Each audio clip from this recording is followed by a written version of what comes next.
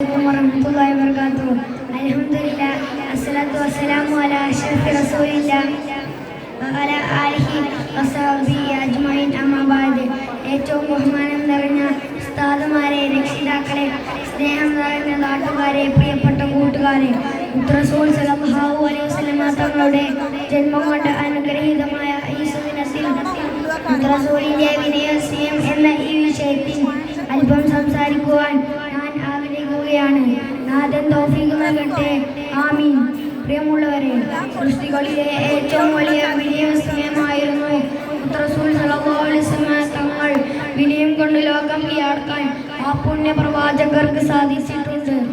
റസൂലിന്റെ വിനയം പ്രകടിപ്പിക്കുന്ന ഏതാനും ചില സംഭവങ്ങൾ നിങ്ങളുമായി പങ്കുവെക്കുവാൻ ഞാൻ ആഗ്രഹിക്കുകയാണ്.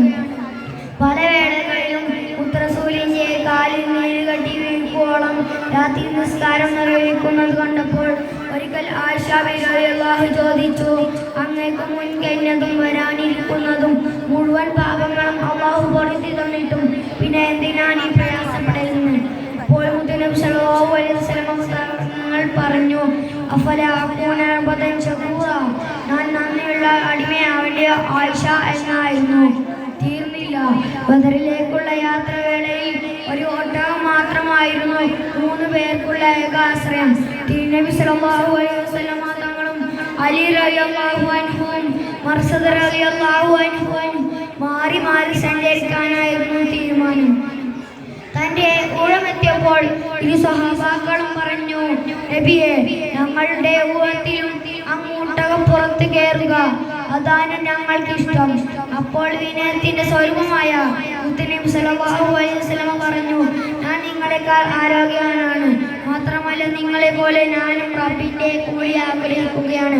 പ്രിയരെ, ഇത്രമേൽ വിനയം കൊണ്ട് ജീവിതം ധന്യമാക്കിയ ഒരു ലോക നേതാവ് ലോക ചരിത്രത്തിൽ ഉണ്ടായിട്ടുണ്ടോ? സ്വർഗീയ ഉദ്ഘാടകനാണെങ്കിലും അഹങ്കരിക്കാൻ മറ്റു പലതും ഉണ്ടെങ്കിലും അവിടുന്ന് സാധാ വിനയാനന്ദനായി ജീവിച്ചു. അറേബ്യൻ ലോകത്തെ കിരീടം വെക്കാത്ത സുൽത്താനായിട്ടും ചെറുകൂരയിലായിരുന്നു അവിടുന്ന് അന്ത്യമുറങ്ങിയിരുന്നത്. വേറെ ഇങ്ങനെ എണ്ണി തിട്ടപ്പെടുത്താൻ സാധിക്കാത്ത വിധം വിനയവിസ്മയങ്ങൾ കൊണ്ട് ധന്യമാക്കിയതായിരുന്നു സൈഫുൽ അൽഖുദാഹ റസൂലുള്ളാഹി സ്വല്ലല്ലാഹു അലൈഹി വസല്ലം തങ്ങളുടെ ജീവിതം. ആ മുത്തറസൂലിന്റെ പേരിൽ ധാരാളം സ്വലാത്ത് ചൊല്ലുവാനും അവിടുത്തെ മാർഗം പിൻപറ്റി ജീവിക്കാനും അല്ലാഹു നമുക്ക് തൗഫീഖ് നൽകട്ടെ. ആമീൻ. ഇത്രയും പറഞ്ഞുകൊണ്ട് എൻ്റെ കൊച്ചു പ്രസംഗം ഇവിടെ അവസാനിപ്പിക്കുകയാണ്. അൽഹംദുലില്ലാഹി റബ്ബിൽ ആലമീൻ. അസ്സലാമു അലൈക്കും വറഹ്മത്തുള്ളാഹി വബറകാതുഹു.